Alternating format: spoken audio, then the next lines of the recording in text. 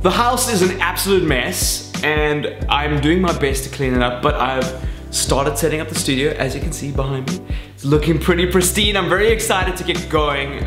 We haven't got internet yet. I'm gonna be trying to chase up on that today, but at least I can record some stuff and edit it. But while I've been packing the house, I have found some really cool stuff from my past. When I went to the UK, Alea's packed up a whole bunch of the stuff and put it in storage for us while I was there for a month. So a bunch of the stuff that she packed I didn't know about, and I've been unpacking it. Most of the stuff that was in the studio that I had locked away in cupboards, and I have found some of the coolest things. So I'm gonna take you guys on a trip down memory lane. If you are a gamer that's been gaming for about 30 years like myself, no, I've been gaming for what, since I was, for about 20-25 years, you're gonna be very excited to see some of the stuff that I've been able to do, especially if you're South African. Before we get into it, I just wanna say thank you to my sponsors. I spent a large portion of last week and the week before going to go see sponsors. Loot.co today, Gigabyte are on board. If you guys want to go check them out, I've included links in the description below. Please go and support them. It's the biggest thing that you can do for my channel. They are doing some amazing stuff for the gaming community here in South Africa,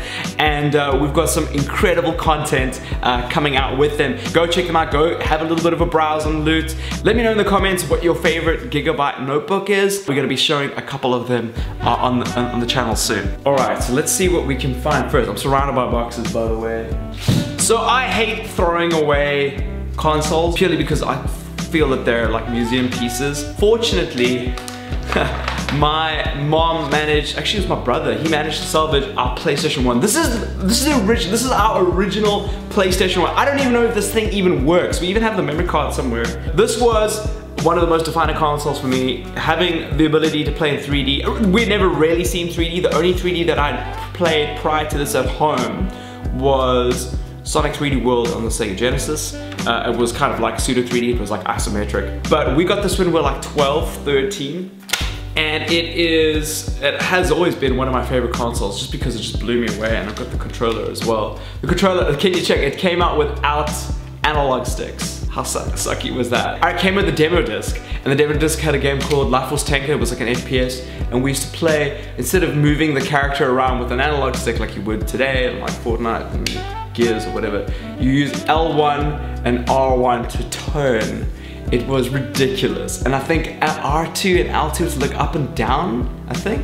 From that day, I thought I'd never ever play FPS on a console because I thought it was stupid, until I played Black on the PS2, and then that changed my life. The very interesting thing about this console is that we bought this chipped, and we didn't even know what that was. We went to a store in Kenilworth Center at the time, and they were like, we've got this, it's like a little bit of an upgrade on your console. It allows you to play Chinese games that's just region locked. Don't worry about it, that's NTSC versus PAL. PAL costs like large amounts of money. So if you want to get NTSC games, it's like 100 Rand a game. And we were like, wow, this is crazy. My mom was like, is that legal? And we were like 13, we're like, yeah, the guy said it's 100% legal. I was very nerdy and like didn't want to do anything wrong.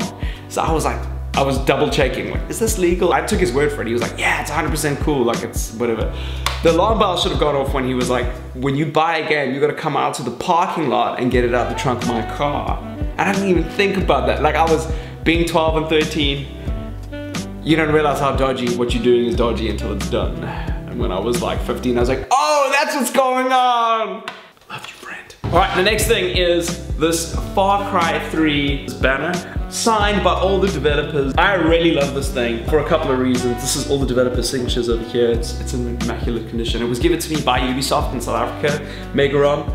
And I'm very grateful for this because I'm a huge Far Cry fan. Far Cry 5 is coming out, by the way. Very hyped for it. Far Cry has a big, huge space in my heart. When I played the original Far Cry, I needed to get a better PC. I couldn't afford one, so I went to friends' houses to play it. It was kind of like the evolution of Half-Life for me. Far Cry 3 kind of blew me away. Like Far Cry 2 was cool, had like South African stuff in it, which made me feel like I've always been attached to them for some reason and somehow. And Far Cry 3 was just like beautiful. It's where I wanted to spend my time. I loved hunting sharks with a bow and arrow. It was crazy.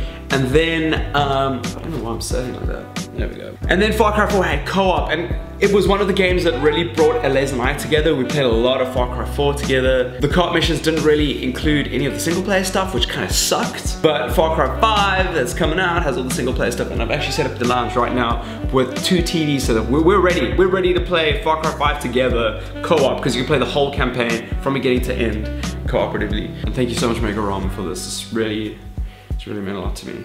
Speaking about old games consoles, a buddy of mine, Brady, gave me these amazing NES cartridges and an NES like Duck Hunt gun. I've always wanted one of these when I was a kid. We never had one. My mom was like, guns are bad, I don't blame her.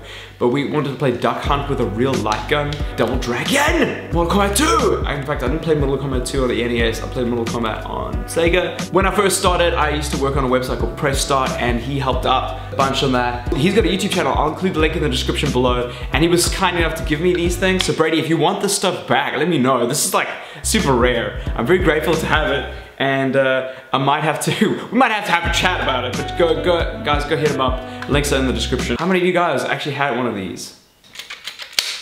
Ooh, I don't want to break it. Yeah, I don't know what these are. Better take good care of them. These are freaking amazing. Okay, so I used to really love gaming magazines. Gaming magazines back in the day were a really big deal. This is PSM from 1998. I was in grade 7 in 1998, so just to give you an idea of my age. We used to get our magazines from a company called Paperweight. It was like a bookshop where they weighed the magazines by weight. I probably bought this in 1999, and the reason was they had a whole bunch of old magazines there that they were just trying to get rid of, and I just really like to have old gaming magazines. But gaming magazines were valuable because they had like tips and tricks and cheats in them. But let's just have a look. Look at the cover, check this, like Mortal Kombat 4, right? Final Fantasy, Vigilante 8. Vigilante 8! That game was amazing! It was like this like 70s like Destruction Derby, cars with guns thing on the PS. It was very cool. A print ad for Tekken 3, guys. Tomb Raider 2, Eidos. This is like Eidos' heyday. Okay, I can't go through everything in this magazine, but just to give you an idea of what it was like. Final Fantasy revealed! Final Fantasy 8, Dead or Alive, still as sexist as it's always been. Here's Vigilante 8. Here's like the Vigilante 8 review. I loved this game. The graphics, it's so bad. My head, it was so much better. This is when PlayStation 1 got like the DualShock controller. Check that out. Like analog pads. And we're like, why do we need analog pads? Like analog sticks kind of changed the world, didn't they? So here are the move list. This is Mortal Kombat 4 whole guide on a whole bunch of things. So we didn't really have the internet. We kind of did, but it was so much cheaper just to buy a magazine and have this open next to you while you were playing. Oh, so okay, so this is a official South African PlayStation magazine. 18 Rand for a magazine. Also 1998. Check the game, advertising Ridge Racer, Soul Blade. Guys, you know the new one's coming out. Crash Bandicoot, Porsche Challenge. I kind of like Porsche Challenge actually back in the day. I'm not much into cars anymore. These are PlayStation markups. Johannesburg, 2:15 AM. Test Drive 5. Is Johannesburg in Test Drive 5? Somebody comment if I'm going mad. I'm very grateful. These guys paved the way to a lot of what I do. In fact, NAG were probably the biggest culprits. This is New Age Gaming. It started off as New Age Gaming magazine, South African magazine. It's based in Joburg. This issue is from 2009, so it's like nearly 10 years ago. Mass Effect 2 was nearly 10 years ago. Arkham Asylum. Damn, such good games still. Games seem to like last longer now. Like PlayStation 3 versus Xbox 360. Guys, look what phones that were advertising making. This is the one of the LG phones that was coming up. Look at that. Look how old that looks. Miklos, Taryn van Bale. Michael is the editor of the magazine, and they started Rage, which was kind of like South Africa's E3. They've done a lot for the gaming industry like in the last like 20 years. I'm very grateful to them. Reading this magazine at school, I have a very vivid moment of sitting in one of the quads and just reading it and thinking that this would be my job one day. Just going, I'd love to play games for a living. Big thank you to this whole team at NAG. I'm gonna include some of the links in the description so that you guys can go and follow them. Okay, one of the most influential games of all time has got to have been Half-Life. Half-Life 2 came out. This was such a dramatic day in my life. I remember waiting for years to play this game, counting down the months. I had somebody at varsity accuse me of needing to get sex instead of playing this game because I was just so pumped for it. And the day it came out, I left varsity early, I walked down to the PC store and I bought a copy that was on the shop. I didn't pre-order it, I bought a copy on the shop. I was a student and I had saved up the money, and it was game-changing. This is the original disc. Unfortunately, this particular disc does not work anymore. There were a couple of crazy things with this game. Obviously, this was like, that was wild that was a screenshot in the game. Everyone was like, that is crazy.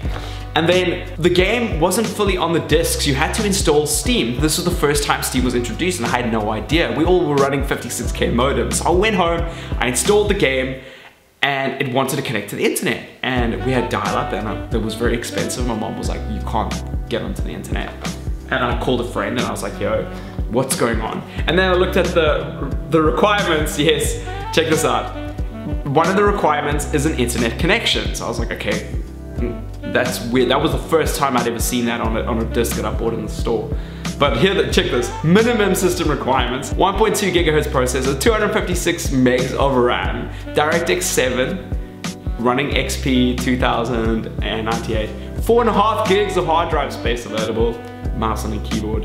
Some of the features: digital actors, advanced animation technology delivers the most sophisticated in-game characters ever witnessed. Advanced AI, friends and foes assess threats, master tricky terrain, and fashion weapons from what, oh, this game was so crazy. Stunning graphics, physical gameplay, objects from rocks to trucks obey laws of gravity, friction, and buoyancy. That was mad, like wood burnt, rock sank. That was also first. And this retail unit also included a copy of Counter-Strike Source as well, which was really cool. Very grateful that I bought this and I had the money to go and spend on probably the most influential game of my gaming career.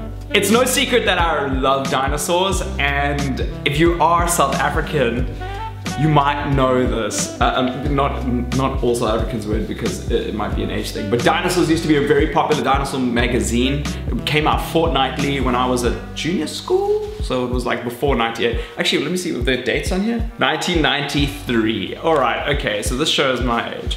So these were like early 90s magazines, and they came with glow-in-the-dark buildable Tyrannosaurus Rex skeleton parts that you get every fortnight, and you get a little bit like of the rib cage, you get a little bit of the spine, and it would slowly form the dinosaur. But I learned so much about dinosaurs from this magazine. Fun facts at the back. That's a Protoceratops, that's an Oviraptor trying to steal a Protoceratops' eggs. And it was just like a really beautiful, like a really exciting thing to come home to. And Alez found a bunch of these at a flea market for me. Very grateful for it. Yeah, I don't know if these were anywhere else in the world, let me know in the chat. Very cool to still have a couple of these. And lastly, I found this. When I first left television, I got an agent and I got my hair done and I got photos taken, and they did a huge run on some of the stuff that I was doing. To be a full-time gaming YouTuber was a pretty big deal. It still is actually in South Africa. We have quite a small audience, and there's a long way to go, but I think we're gonna see a whole bunch of new exciting online like entertainers, streamers, YouTubers going full-time this year. I'm very excited, but this was quite a big deal for me. Dirk Peters was the photographer. He has an amazing studio here in Cape Town. If you guys ever want to have photos taken, go hit him up. I'll include Dirk's links in the description. And Salome did my hair. This was blue, as you can see. I kind of like the fact that it matches the banner of this newspaper. This was the Sunday Times.